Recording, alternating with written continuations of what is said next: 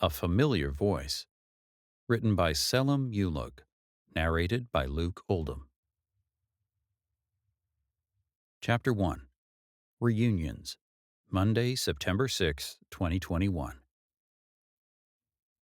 The drive home had been uneventful until Katy LaPointe heard a voice whisper in her ear, "Better watch your back."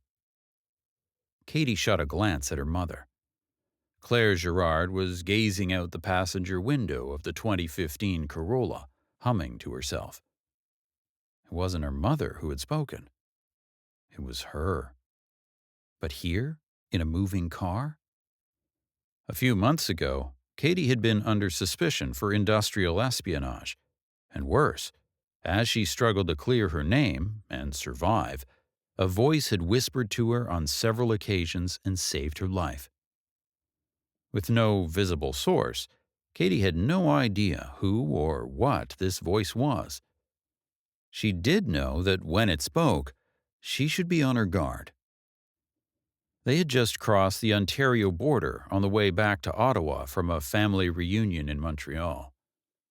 On this stretch of the Trans-Canada Highway, jumbles of pine and maple trees stood to the right, while a wide, grassy, tree-dotted meridian separated the westbound lanes from eastbound. It was still technically summer, but the maples displayed smatterings of red, orange, and yellow. The rain was finally letting up, and ahead there were welcome breaks in the cloud cover. Checking the rear view, Katy noted a black SUV closing rapidly, until it was less than a car length behind. "Oh, for the love of... just go around, will you?" said Katy. "What is it?" her mother asked. "Some jerk riding our tail." Just then, the SUV sped up and bumped against the rear of the car. "Oh my God, what's happening?" said Claire. Eyes wide with shock, Katy turned her head, ignored her mother, and shouted behind her, "Seriously? Are you kidding me?" The SUV backed off slightly and hit them again. Katy's mother screamed. "It's okay, Maman," said Katy.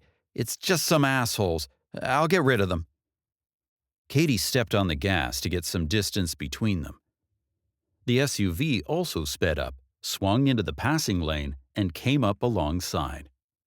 The SUV's tinted windows prevented Katy from seeing the interior. When the passenger window lowered, she was about to lower hers and yell out some choice words. That's when the passenger, wearing a black ski mask, raised a gun and pointed directly at her. With a yelp, Katy hit the brakes and swerved onto the shoulder. As she did so, the passenger fired a couple of rounds and sped on, leaving Katy and her mother stunned. Grateful that the traffic was as quiet as it was, Katy shut off the engine, got out of the car, and noted 2 bullet holes on the front driver's side panel. Kneeling, she saw fluid draining onto the ground. Returning to the driver's seat, Katy asked, "Are you okay?" Katy's mother nodded dumbly. She was shaking and her eyes were tightly closed. "Did you get their plates by any chance?" asked Katy. "No, it was too fast." While furious at the gun-toting crazies, Katy forced herself to calm down. Her mother was badly shocked and needed her. "It's okay, Maman," said Katy, passing her a tissue and placing a hand on her shoulder. "We're okay." Katy called 911, and they settled in to wait for the police. The first officer to arrive questioned them, examined the car, and then called in a detective and forensics team. An ambulance also showed up to check out Katy and her mother. When the detective arrived, he spoke with the officers and then questioned Katy and her mother. Then he questioned them again. His suspicions were clearly directed at them, as if it were their fault they were shot at. He searched the car thoroughly, very thoroughly. "Are you looking for drugs?" Katy wondered. "Knock yourself out."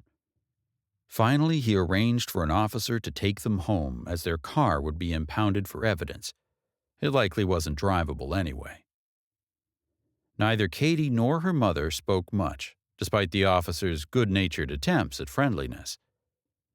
When they got home to the three-bedroom bungalow in Vanier, her mother wordlessly declined supper and went straight to bed. Katy felt too tired for food, but knew from experience that she'd need something to keep her strength up. But first, rest. She was exhausted. Casting her eyes about the living room, Katy found it remarkable that her mother's house, it didn't feel like her house anymore, never changed. Even with the curtains open, it seemed dark. If you opened the windows, the air, like time itself, only entered in tiny wisps, and it always seemed stuffy. The only change her mother had made, and reluctantly at that, was the addition of a Turkish carpet that lay underneath the coffee table. It was a gift from Katy from her trip of a few years ago. The interior of the house was about as old as Katy. The kitchen, with its oak cupboards, laminate countertop, and vinyl flooring, had never been updated. Neither had the two bathrooms. In the living room, the sofa had been recovered with a pale blue and white checkered fabric. There were two armchairs, a small coffee table, and a TV on a cabinet in the corner. In the dining area, open to the living room, were a maple table with 6 chairs and a dark cabinet for the good dinnerware and silverware. On the mantel of the seldom-used fireplace were a handful of old family photos of Katy and her parents and Katy's university graduation photo. It was just as well, Katy thought, that she'd packed for an extra couple of nights. They'd be spent at her mother's. Aside from offering moral support, there was a lot to do.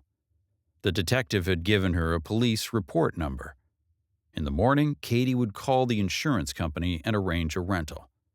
That should be an interesting conversation. "Hello, my mother's car was shot at and has been impounded by the police. Does her policy cover that?" Fingers crossed it did. This was one time that Katy was glad to be between jobs. One less thing to worry about. Dragging herself from the sofa, she ambled into the kitchen to see what was in the fridge. It was quiet in the house, something Katy very much appreciated just now. The shooting was the icing on the cake of a thoroughly rotten weekend. The reunion, more like a drunken argument fest, had been held at a hotel on the south side of the St. Lawrence River. It began Saturday evening with a supper and ran until lunch today, the Monday of the Labor Day weekend. Katy loved Montreal, but hated driving there. When visiting the city solo, she would happily take the train from Ottawa and then the metro. But her mother preferred the comfort of her own car and was pleased when Katy volunteered to play chauffeur. When they entered the hotel lobby to check in, dragging their overnight bags behind them, Katy's mother repeated her offer to check them in and pay for their rooms. Katy acquiesced. It took a while for her mother to reach the reception desk, with having to make her way through the throng of family members gathered in the lobby. And there was much giving and receiving of hugs and air kisses. While Katy waited, some of her cousins approached, dropped to their knees, and begged her not to beat them up. They were referring, of course, to the video, the one that Ray Bolger had taken in which she disabled the man who'd attacked her with a knife. Ray had been working with what to call her? The woman you hear but don't see. Katy had chased him away at first, thought he was crazy. Maybe he was, but if he was, so was she. He probably saved her life. He also helped her identify who might be behind the attempt to frame her for industrial espionage and the subsequent murders. They laid a trap for the killer, using Katy as bait. He took it. Katy, who was ready, broke the attacker's wrist with a self-defense baton, and then some ribs with a well-practiced kick she'd used to good effect at Taekwondo competitions. He was done by then, but for good measure, she gave him a swift kick to the groin. Ray shot the video to provide evidence for the RCMP. Unfortunately, it had gone viral. Katy glared at her cousins and then berated them for being idiots. "Are you seriously that stupid?" she yelled. "Do you think it's fun to be attacked by a knife-wielding serial killer? He killed 3 people, including my best friend, and had already tried to kill me once. It wasn't some kind of joke, for fuck's sake." And she walked away. Then there were the bizarre, if not downright ugly, political opinions that some of the Girards expressed. But the truth was that Katy enjoyed a good argument and didn't hold back at calling out her relatives. At one point, she found herself encircled, her relations giving as good as they got, until she finally threw up her hands and went to the bar. The weekend hadn't been a complete loss. The bartender on Sunday was a nice-looking guy who was capable of civilized conversation. She'd hooked up with him last night and didn't get a whole lot of sleep. When Monday afternoon finally arrived, Katy muttered, "Thank the Lord that's over," as they waved goodbye to the aunts, uncles, and cousins. Her mother didn't speak for a time, not until they were off the island and traffic was starting to thin out a bit. "You don't appreciate family," she said finally. With a glare, she added, "What could be more important?" With her lack of sleep and the steady drizzle and the rhythm of the wipers, Katy found herself blinking and flexing muscles to keep herself alert. Some conversation might help, and conversations with her mother were often lively. "Well, Uncle Richard showed his appreciation for my ass," said Katy. "He grabbed it every chance he had. I had to threaten to break his arm before he stopped." "Oh, Katy, why would you say something like that? Richard is affectionate, that's all. He gives hugs to everyone. Stop imagining things." Casting a glance at her mother, Katy wondered, are we even related? Her mother's inclination to shy away from unpleasant truths had driven Katy mad when she was younger. And to this day, if she was being honest. "Seriously? That's your answer when I tell you that your brother was groping me?"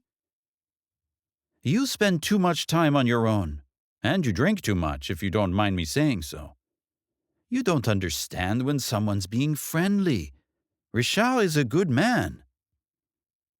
Katy's grip on the steering wheel tightened, and she decided to bite her tongue. "We're here to reconnect, remember? Let's not start another blow-up." "The family loves us," her mother continued. "They love you. They didn't have to come out in the rain to see us off, but they did."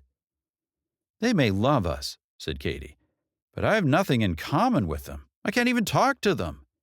"You talk to them by talking to them. Do you always give up when something doesn't come to you right away? How will you succeed at anything? You have to try. Maybe they don't have as much education as you. That doesn't matter. We're all people, and we all have something in common." Katy hated it when her mother was so wise. They might not see eye to eye all the time, but her mother was no dummy.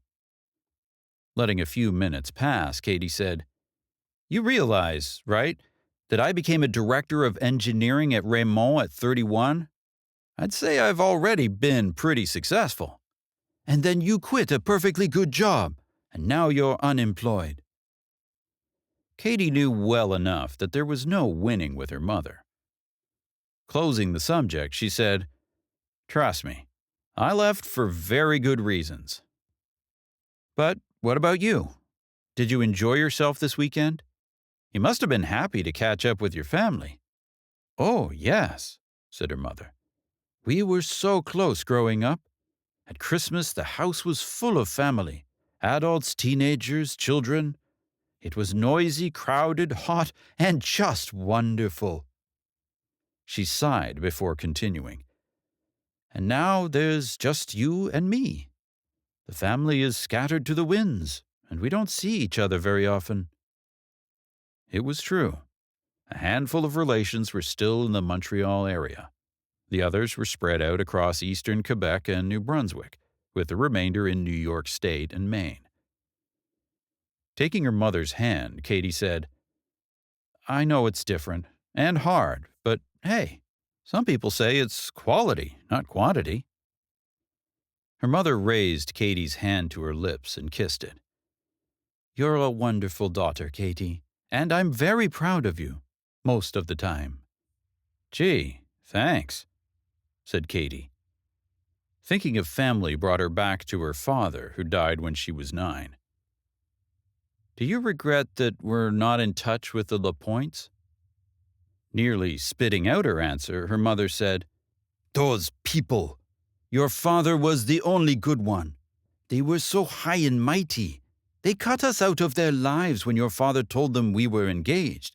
What kind of people do that to their own flesh and blood? After that, I had no more use for them than they did for me." "It must have been hard on Papa." "It was. He tried phoning and writing, but they never acknowledged him. Finally, he gave up, but I don't think he ever got over that." Her mother was quiet for a few minutes. During that time, Katy noted that her mouth opened and closed wordlessly, as if she wanted to say something but didn't know how. Finally, she said, "They killed your father, you know." Shocked by the accusation, Katy said, "What?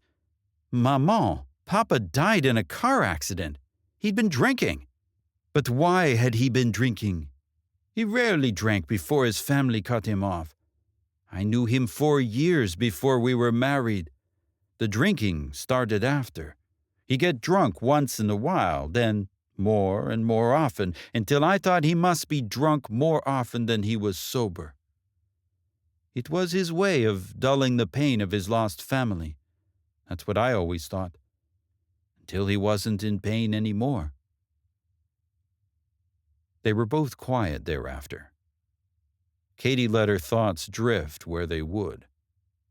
She had no memory of her father drinking, but considering her youth, he might have done most of his drinking after she was in bed. She did remember that no one from his family came to the funeral. Could their relationship really have been that bad? Tuesday, September 7th, 2021.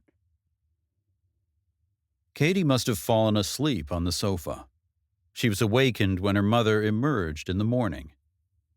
Full of bustle, she seemed determined to put the previous day far behind her. After donning her apron, she prepared an enormous breakfast, which Katy felt compelled to eat even though she preferred just croissant and coffee, and then proceeded to clean the house from top to bottom. With an appetite that surprised her, Katy dispatched the breakfast and then dressed for the day in tan capri and an oversized blue hoodie. After pouring her second coffee, she called the insurance company and was pleasantly surprised that they qualified for a replacement vehicle. Katy had left her car in the parking garage at her condo in the Glebe, so she booked an Uber to the rental company. When it arrived, Katy had to drag her mother away from her cleaning. Filling in the paperwork at the rental agency was surprisingly quick, though the clerk was curious about what happened to her mother's car. Katy kept it simple and said it was a hit and run. As they were finishing up, one of the staff brought their new ride around front, a black SUV. Katy nearly choked.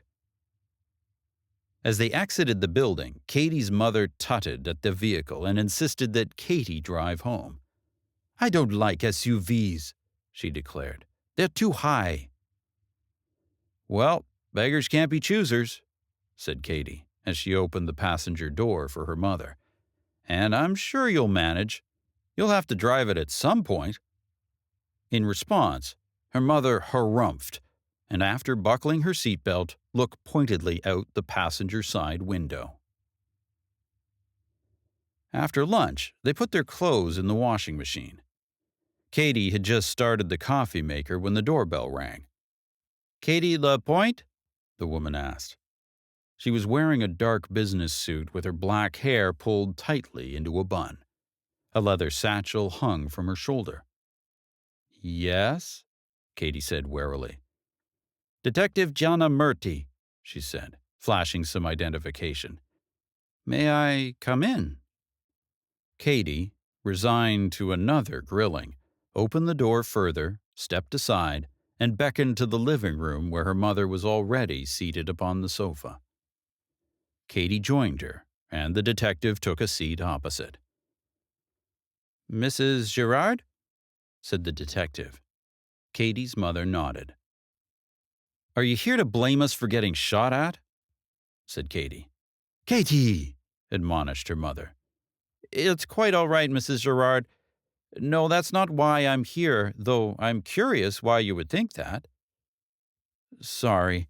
The detective yesterday seemed to think we were as guilty as the guys that shot at us." "Well, allow me to apologize on their behalf," said Detective Murty. "I'm afraid, though, that I will need you to run through what happened once more." With a sigh, Katy said, "Sure," and she did so. When she finished, the coffee maker pinged. Katy's mother looked towards the detective and asked, "Who would like some coffee?" "That would be lovely, thanks," said Murty. "With some cream, please, if you have it." "And I don't have to ask you, Katy," she said as she rose and went to the kitchen. In a hushed voice, Detective Murty leaned forward and said to Katy, "If possible, I'd like to discuss something with you. Just you. It might be upsetting to your mother." This aroused Katy's curiosity, and she nodded in response. When her mother returned with a tray of coffees and cream for her and the detective, Katy said, "Thanks, Maman. I could take care of the rest of the detective's questions if you want to get back to your housework." She glanced towards the detective. Upon Murty nodding in agreement, she said, "Merci," left the living room, and took the stairs to the second floor to resume her vacuuming. "How much does your mother know about your troubles of earlier this year?" "Troubles," said Katy. "That's one way of putting it. All she knows is that I was attacked in a parking lot. There was no keeping that from her once the video went viral. She doesn't know anything else. She would freak right out." "I thought as much," said Murty. "I wouldn't have told my mother either. In fact, there are a lot of things that happen in this job that I can't share with her. That's why I need to speak to you alone." Dipping into her shoulder bag, Murty retrieved a file folder, set it on the coffee table, and opened it, flipping through the pages of text and photographs. "You were identified as a person of interest in an industrial espionage case, and then as a person of interest in the murders of Marvin Bennett and Jim Coben. You were released, and then you goaded Robert Johnson into sending the real killer after you. He attacked you, and that attack was, coincidentally you claim, caught on video. Is that an accurate summary?" "I suppose. You missed the part where I was nearly killed in my own home, and it was all a bit more upsetting than your summary might imply. I mean, Marv was one of my best friends." "Of course. You must be an amazingly strong person to come through an experience like that and still be as well adjusted as you seem to be." Katy couldn't help but smile. "Heavy drinking helps." "I suspect it's a bit more than that." Here Murty paused and seemed to assess Katy. When she continued, she said, "I'm very sorry to tell you that what happened yesterday might be related to that case." Katy felt a surge of dread. "How? We took down all the players. I figured yesterday was road rage or some such thing. And they just happened to have ski masks in the car this time of year?" "But it's not just that. Last week, Bernard Ladocour was killed in a prison fight. And this morning, Robert Johnson was found dead in his cell. Katy felt herself turning pale. Ladocoeur had been the hands-on muscle. He'd killed Marv. He'd also killed Hitesh Varma, the marketing director at Davidson, and Jim Coben, the marketing director at her company. And he had tried to kill her, twice. As for Johnson, Katy and he were former colleagues and friends. Unfortunately, he had been responsible for the whole nasty business. Taking him down had been bittersweet. How did it happen? He was found with a shiv sticking out of his jugular. Well, that would do it, Katy, thinking furiously, considering the implications. There was really only one conclusion, and she hated it. Someone is tidying up loose ends. Exactly, Murdy nodded. Now, it's still possible that these are coincidences, but if you put them together with what happened yesterday, then, said Katy, finishing the sentence, I'm another loose end. And if that's true, your mother's not safe, not if you stay here. While Katy digested that, Murdy continued. We can arrange protective custody, but at the very least, I think you need to get out of this house. Agreed, said Katy, getting to her feet. But ixnay on the protective custody. I could take care of myself. The detective smiled. I thought you might say that, but the offer stands. After handing Katy her business card, she added, My cell phone number is there. Call any time. I mean it. And please take a card for your mother, just in case. I do appreciate it. Really, I do, said Katy, taking the cards. Will you let me know if you find out anything? For sure. But please, exercise extreme caution. There's no way of knowing when your friends from yesterday will be back, but you can be sure they'll be back sometime.